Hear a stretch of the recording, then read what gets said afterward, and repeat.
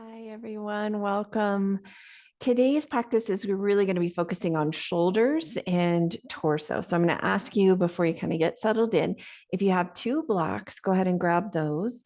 If you have a block and a blanket, could be a beach towel, could be a pillow off the couch, anything that you can use for a prop. We are going to be doing some shoulder openers that those would be useful for. If you don't have any of those, that's okay. We'll always have options of not using that and going into maybe a similar pose that's going to do something similar without having to use all of that. Okay, so we are going to begin, and I'm going to ask that you just start relaxing. So you're really finding a place that feels like it, maybe relax is a tall order, a place that feels like it brings some ease into the body. And that can be any place. I'm going to remain seated here for the beginning of class, but for you, maybe that's resting on your back, could be legs up the wall, could be resting on your side or belly. It could be even be seated in a chair if that would feel better for you. So easing into this space of ease, finding that place that's going to give you an opportunity really to remain muscularly soft. So we're trying to be without a lot of muscle tension here. And as you're beginning to find that place to get settled in, if it's helpful, you might do a few of those settling breaths, those deeper inhales, those longer exhales. And we can think about those exhales settling into the weight of the body where you feel that connection to the floor.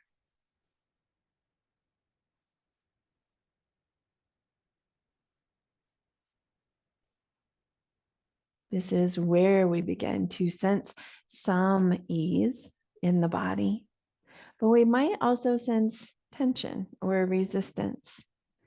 So just spend about a minute here noticing what sensations in that physical body might be arising for you. What is coming up that's gaining your notice? And as always, I say this, it's possible there's not a lot that's arising or that is gaining your notice. And if that's the case, you might do a little practice of just naming a space in the body and noticing that space. So, for instance, left sole of the foot, and I would bring my awareness to that area to notice what might be happening physically in that area.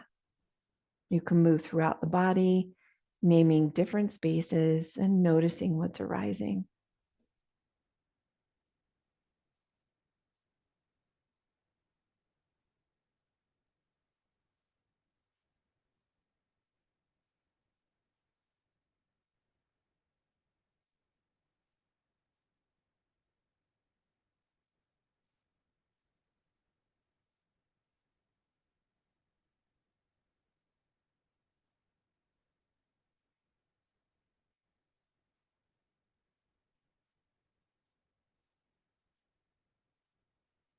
This noticing with curiosity, this awareness of sensation are skills we build over time. So it is a process.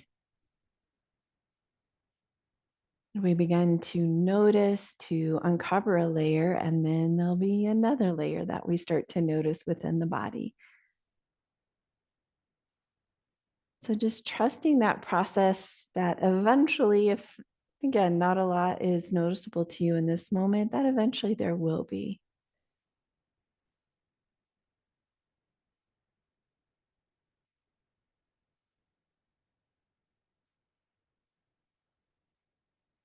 And take a moment just to notice the breath. So without changing the pattern of the breath, we're noticing where we're breathing or maybe where we experience breath.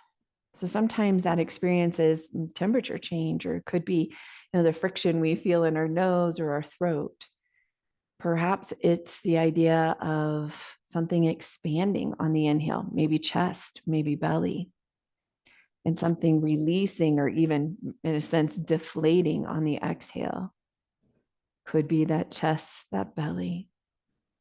So spending just about 5 breaths, noticing the path of your breath noticing where you sense your breath in that physical body.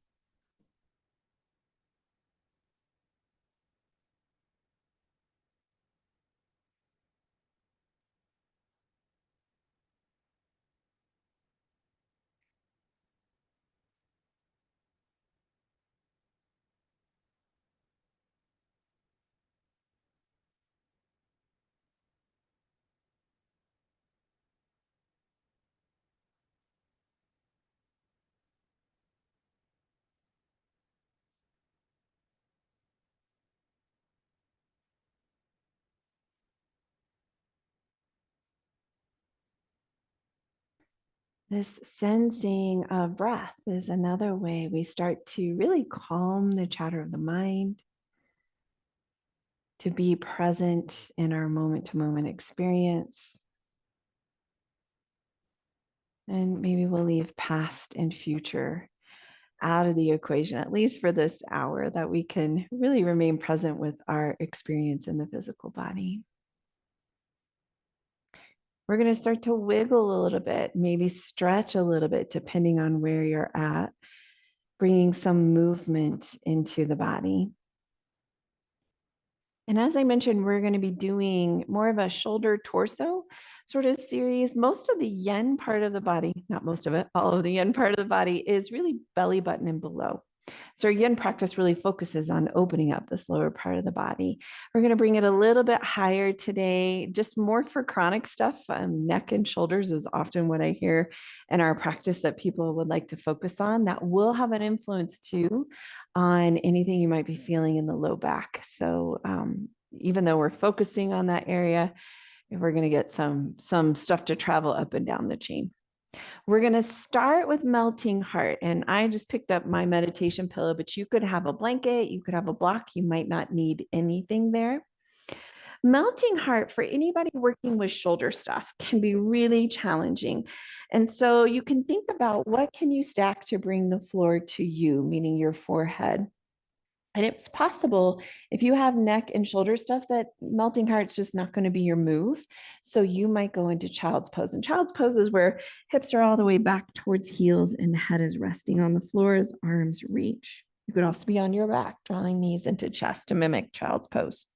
If you're going into melting heart with me, whatever you're using as a prop, you can go over your forearms, meaning you can tuck those forearms underneath, or you can stretch your arms towards the top of your mat. You're really going to look like that poor, put out to pasture swayback mare. So the belly is dropping towards the floor.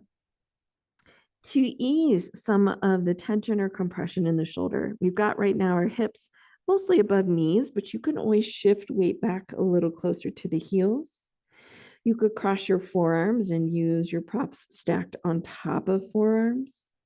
And as I mentioned, maybe child's pose is the space that works best for you in this moment. Now, because this can be a really tight area, we're going to hold it for 3 minutes. But as you know, or I should say, but as you know, you're the expert on your body. 3 minutes might be too long. It might feel like it's too intense.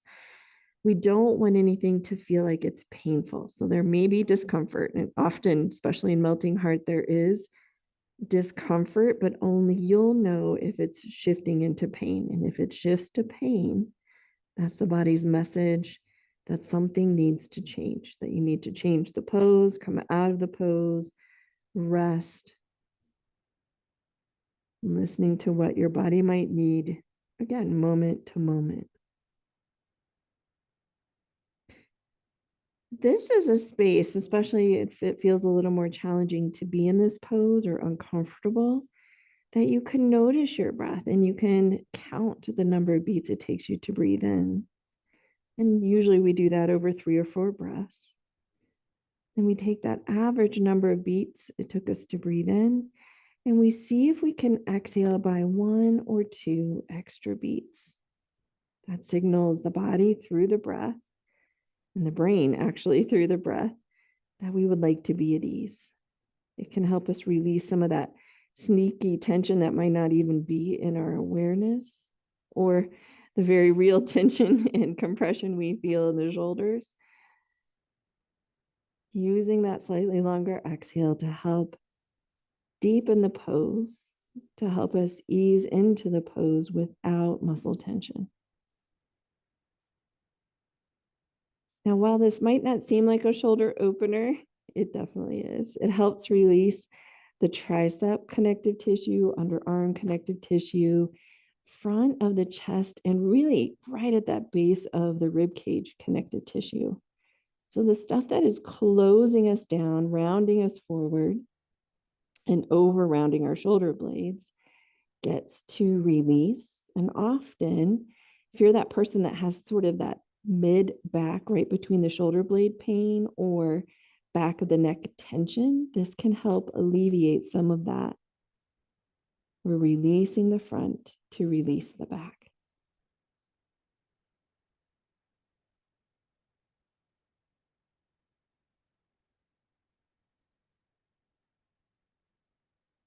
During these longer periods of silence, maybe time to notice sensation in the body or to move with the breath. Noticing that longer exhale, noticing how it might affect that physical body.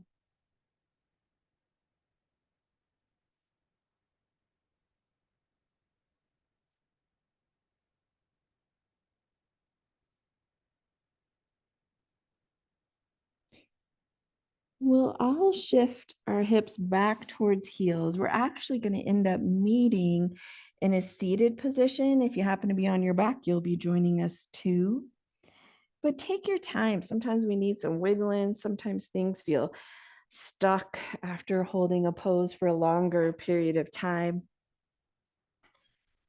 We are going to come to seated in a forward fold. For those of us who have hip compression, meaning our hip joints don't always love this forward fold, you might grab your blocks, you might grab a blanket, or in my case, a pretty sturdy meditation pillow to have a seat on. That's going to give us a little bit more freedom in the front crease of the thighs. You could also use your blocks as a stack for your head.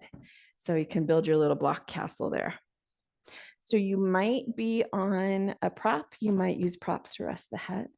We're going to go into our caterpillar. I'm actually going to come off my prop. We're going to come into our caterpillar. Caterpillar is a forward fold. It's going to look different for everybody based on your hip structure. Arms here are heavy and hanging loose. So we let go of that idea of striving to get somewhere. And we invite ourselves to just land.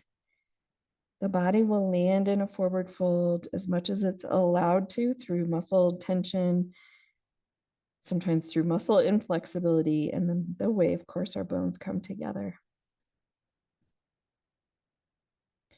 And once you're in your forward fold, you might notice if you tightened your thighs or shoulders. And can that noticing help ease or release that muscle tension?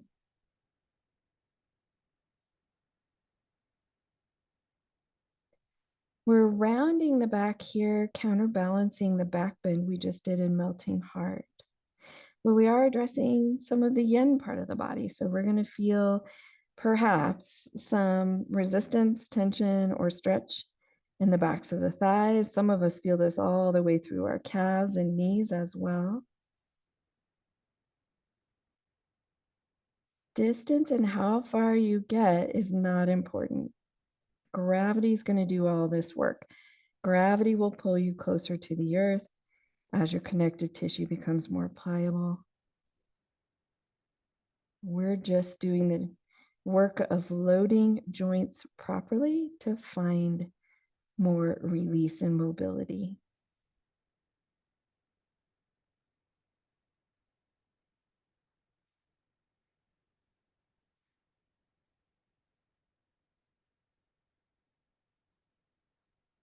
This can be a space where you continue that slightly longer exhale.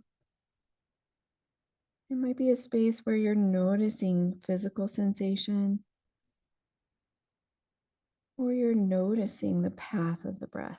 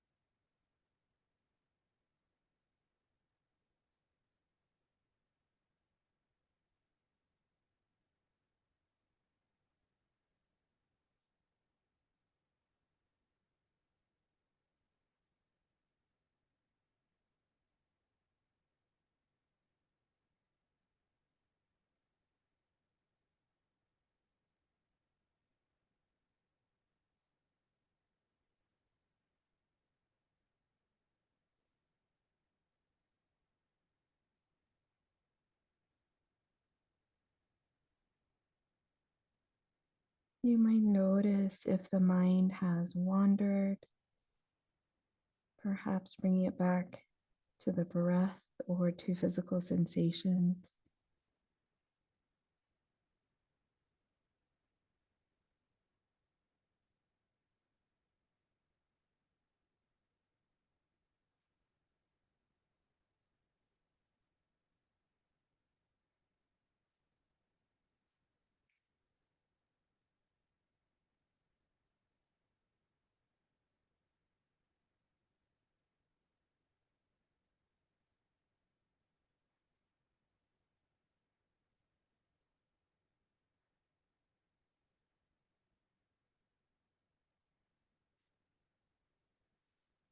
When you're ready, we're slowly going to begin to restack. I promise that's the only seated pose I'm going to ask anybody who has, those hips that don't love forward folds. That's it. So that's good news.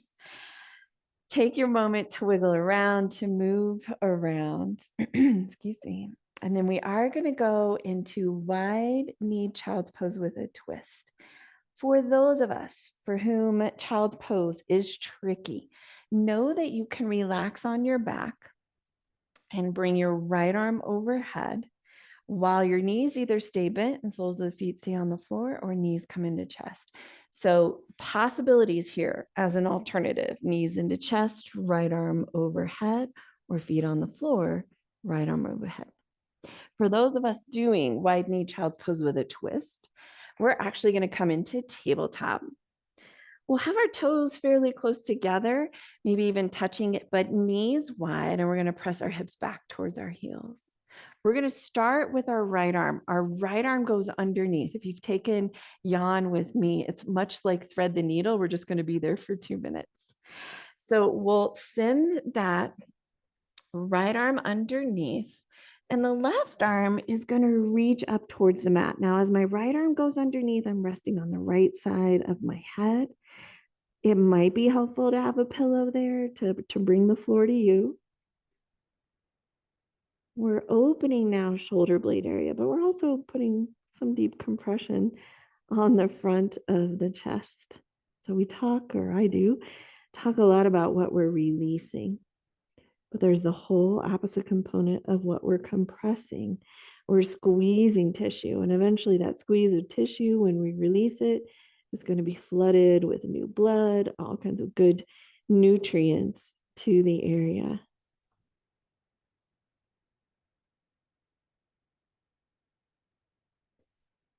Just 2 minutes on each side, mostly as a nod to our knees. Sometimes our feet fall asleep in this. 4 minutes in any child's pose, 45 minutes is often plenty for most of us.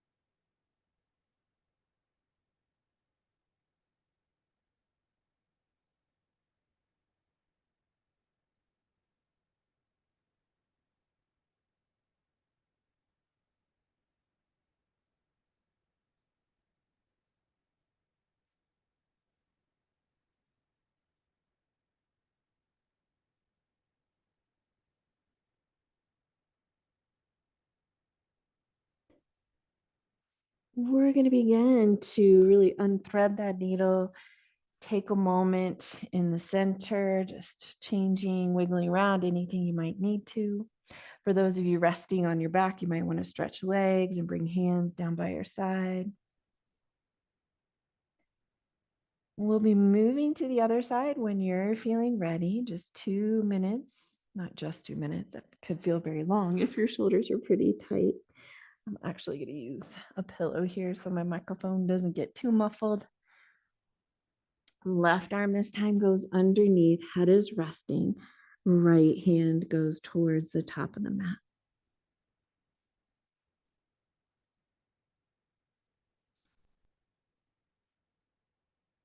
And as I mentioned, really this yin part of the body, lower part of the body, the main focus of our yin practice. That doesn't exclude, however, when we talk especially about meridians, the upper part of the body. We have yin meridians, we have yang meridians. Some begin in the upper part of the body and travel down. Some begin in the lower part, the toes, and travel up. All of them move through the torso. So, in a sense, opening this particular area, the arms, shoulders, chest, that back space of the heart and torso, serving to really hopefully open up any spaces in those meridians that have been long held, so maybe stagnant energy, or so long held there's not a lot of energy getting through, deficient energy. Sometimes that energy just hangs out, doesn't have anywhere to go. Sometimes that energy can't get where it needs to go.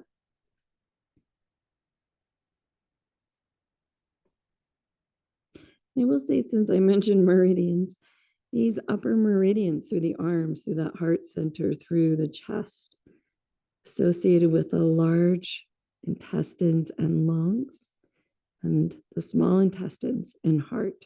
So sometimes this can spark some gurgling in the belly, maybe even some movement in the digestive system. And as you can hear from me, it's sparking a little bit of release in my lungs and the congestion I have there.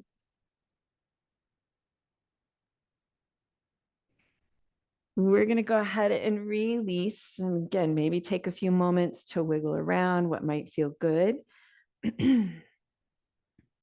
We are going to be moving into our Sphinx pose. So this front of the chest and torso opener. I like to use a blanket or a pillow underneath my chest. That takes some of the pressure off of my shoulders, but you don't have to. You're more than welcome just to let that belly hang towards the floor.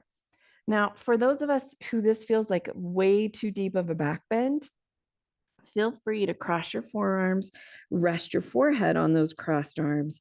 It gets you a little closer to the floor. For those of us who might have those elbows right underneath shoulders, we might decide how we want to hold the head. So we may want to rest our chin on fists. We may want to rest our head in our hands. If you're not working with any neck issues, you could always leave your head in a dead hang, but do be careful there. Again, you're measuring with sensation. For most of us, wider feet is going to help us release some of that sneaky tension we tend to hold in that lower part of the body. Your feet might not be as wide as mine. I tend to have a pretty big external rotation in my hip joint, but they are a little bit wider, maybe as wide as your mat, maybe close to the edge of your mat. That prevents us from holding tension in the buns and holding tension in the low back. And while we're focused here on the torso, and especially that front part of the torso, which can be quite tight based on our activities and most of our postures throughout the day, this can be a great pose for sciatica. Anybody working with sciatica through the lumbar vertebrae, through those low vertebrae, or through the bun cheek, this can be a nice release for some of that sciatic pain that might be traveling down the leg. It's a great one too if you've been traveling, if you've had a long car ride or a long flight, to really sort of reverse that stooped over airline or car seat posture it puts us in.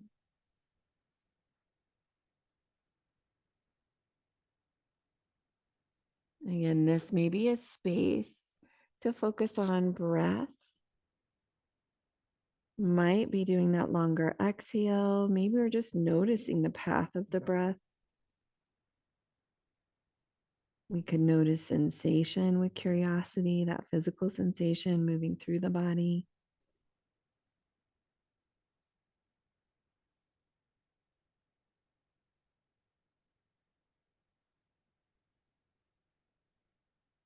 both of those are skills we build to really stay out of our head.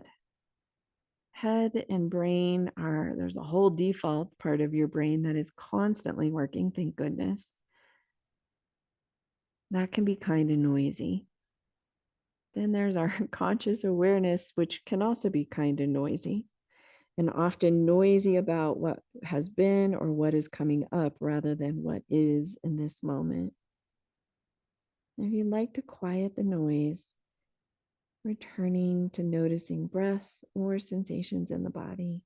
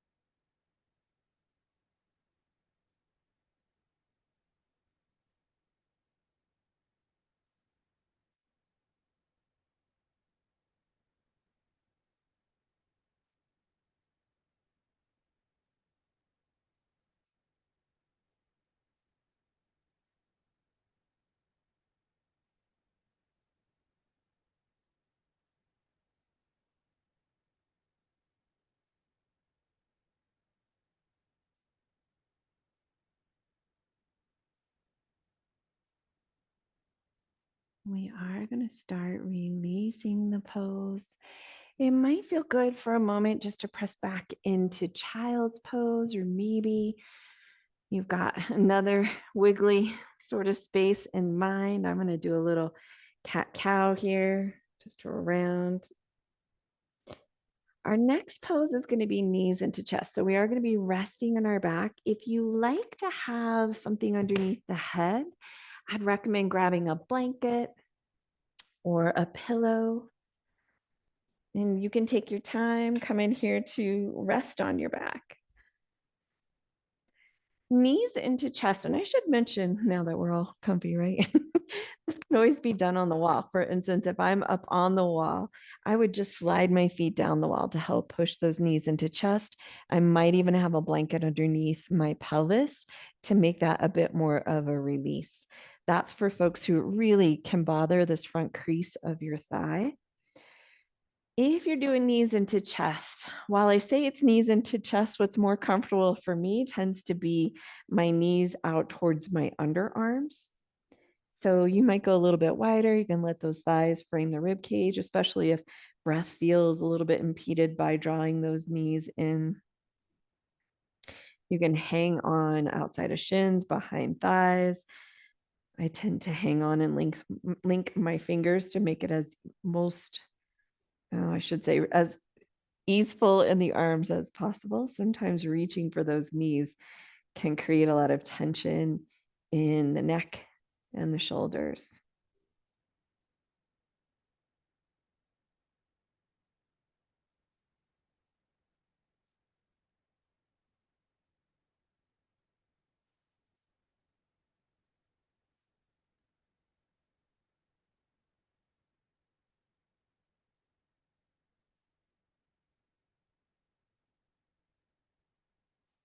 This is that nice counterbalance to our back bend, our Sphinx pose. We're opening up that torso. We really want to focus on some space created or pliability created in the connective tissue, the front of the body. And we always want to complement that with a rounding of the backside of the body.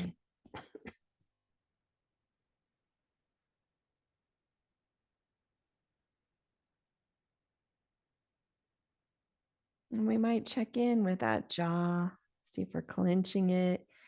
We can release the neck, the shoulders. If that is tough to release and you do have a prop, placing that behind the head can help bring your head a little further off the floor, make it less of a stretch to grab hold of those knees or shins.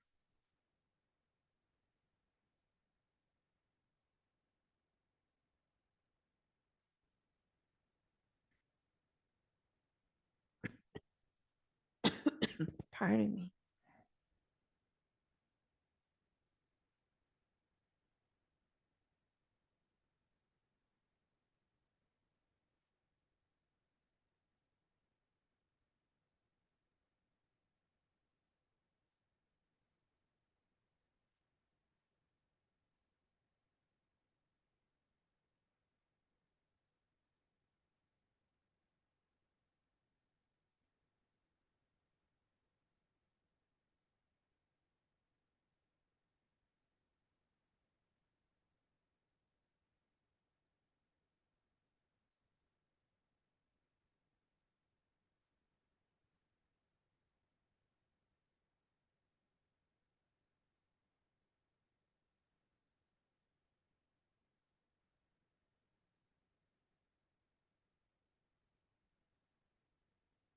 When you're ready, we're going to release those feet to the floor and take a little time to wiggle around, whatever movement you might need.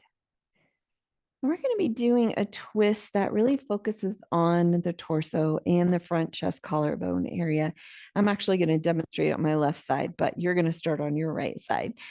So it's almost like we're curling up in bed, that we're going to roll over to our right side. Again, you'll see I'm on my left side, but you're on your right. And then letting knees be stacked, hips stacked, you're going to open that shoulder up towards the ceiling. If possible, you let that right arm, or sorry, your left arm swing open. So we get a pretty big chest opener here. And I'm going to switch over to my correct side. So we're on that right side. We're opening the left shoulder and arm out. Gaze is neutral, and that might mean you're sort of gazing at the wall, or you might be gazing at this, at the ceiling. Don't worry about if your shoulder touches or not. That's the least important part of this. It's getting that stretch through the front of the shoulder, the pec major, pec minor, and a little bit of this rib cage area. And really think from underarm to the bottom of the rib cage. Honestly, I also feel this a bit in my hips, so you might too. Lots of places to experience this particular twist. We're going to do 3 minutes on each side.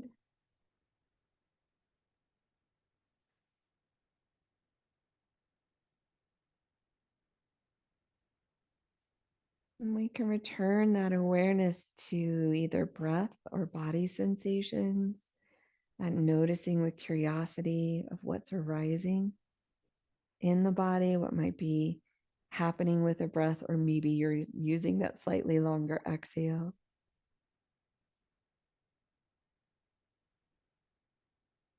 This twist creates more space for breath. We're releasing connective tissue of rib cage, and really rib cage as it comes internal as well, between the rib cage and lungs. That diaphragm, our breath muscle, bringing more ease and pliability to that area so our breath can get deeper into that chest cavity down to the base of our lungs.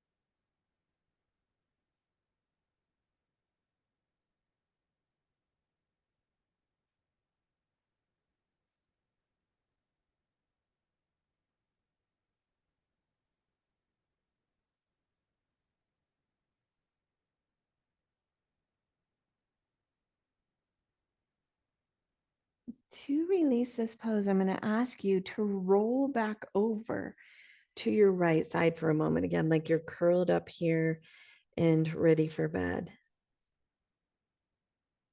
Just a few more breaths in this space.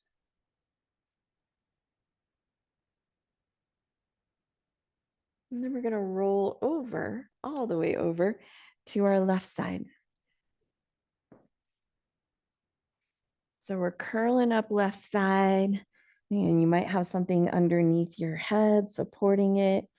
And when you're ready, the right arm opens up, maybe reaches out into a T, feeling that heart center open up as well, twisting through that torso.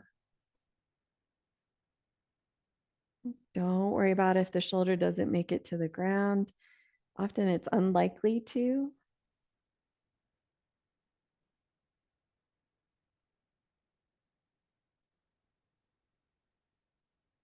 And letting yourself settle into this side and maybe even noting how this side feels compared to the other as you settle in, those similarities, those differences.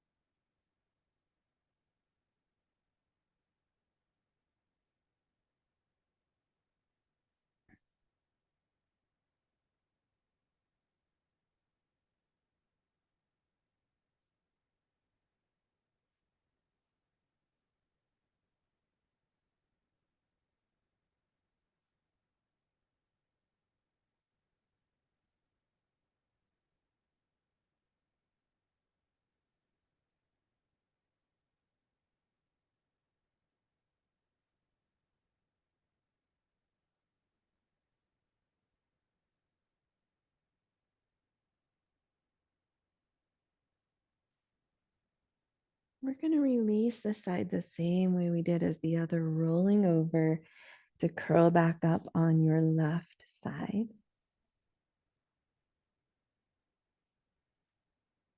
And for our last pose before relaxation, we're going to go into our block rest if you happen to have blocks, or a block and a blanket.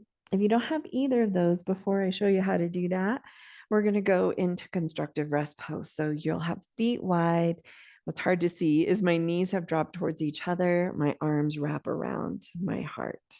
Unless that creates any difficulty in breathing, if it does, you want to leave your arms out into a T. If you're doing block rest, you can use two blocks. One of those blocks is a flat block. The longest side, flattest side, I should say, goes underneath your shoulder blades. And then the skinny block goes underneath your head. If you don't have two blocks, what you can do, and I've got my blanket here, I'm going to fold my blanket so there's a long line of blanket, or it could be your beach towel, and place that on the floor with a block or a pillow at the top of that blanket. Now, your buns would be on the ground. So your buns do not go up into that blanket. You leave your buns and sacrum on the ground, and you come back to rest on that block. For those of you with two blocks, you're trying to find that space, and it can always be a little bit of a wiggle moment, especially for the block, the flat block that's underneath shoulder blades. You think it probably needs to go higher, actually probably needs to go closer to your bottom of your shoulder blades. We want the shoulders to open out rather than round forward. And again, you might also be in constructive rest pose. You can place the legs in any way that you would like. I usually start with bent knees and often work my way up to straight legs. We're going to see how that goes for my back today. But your knees could be bent, your feet could be wide, and knees dropping towards each other.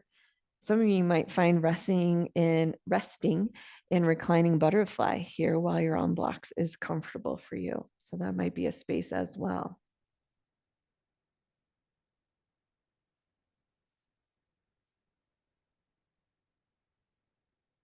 Block rest. And I'm just going to share where we're headed here near the end of class. So a lot of times people find they get on block rest and they just want to stay and they're kind of zoned out or they're in a different yogic space. And that is totally fine. You could spend your relaxation time here. You can simply come out whenever you're ready.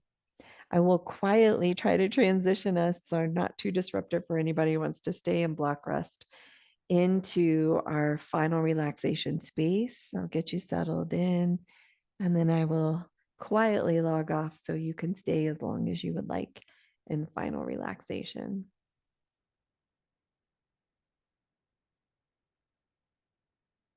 Will be a 5 minutes total here, block rest or longer if you choose. And this is still a space if you would like to tune into body that you can be noticing sensation. You can be noticing what's arising or your experience of the pose. You can be extending the exhale or noticing the path of the breath, both the inhale and exhale.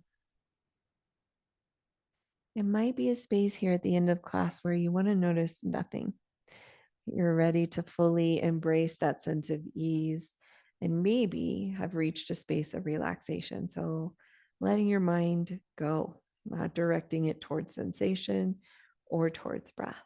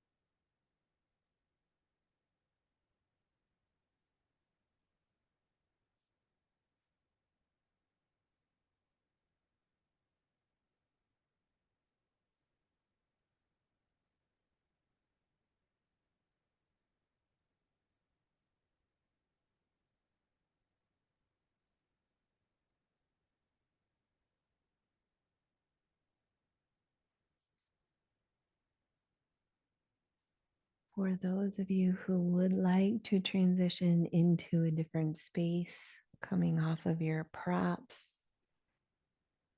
beginning to find your way into final relaxation, which can be any space, just like the beginning of class, finding any space that feels like it brings the most ease into the body. You might be resting right there in block rest or on your side, on your back, legs up the wall, on your belly.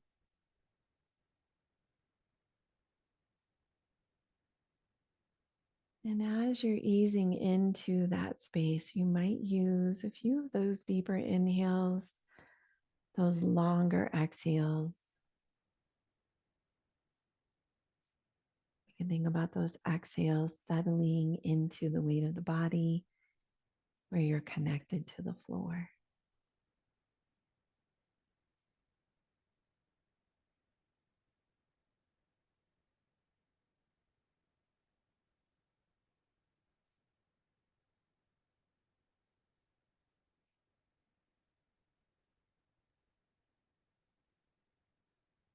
And then just inviting the body to breathe itself, no effort to breath.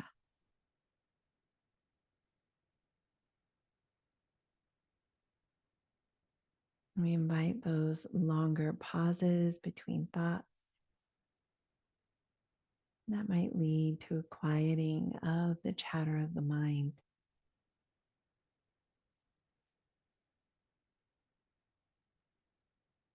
We let go of all of the doing of our hour's practice, all of the doing of your day. And we invite ourselves to just simply be.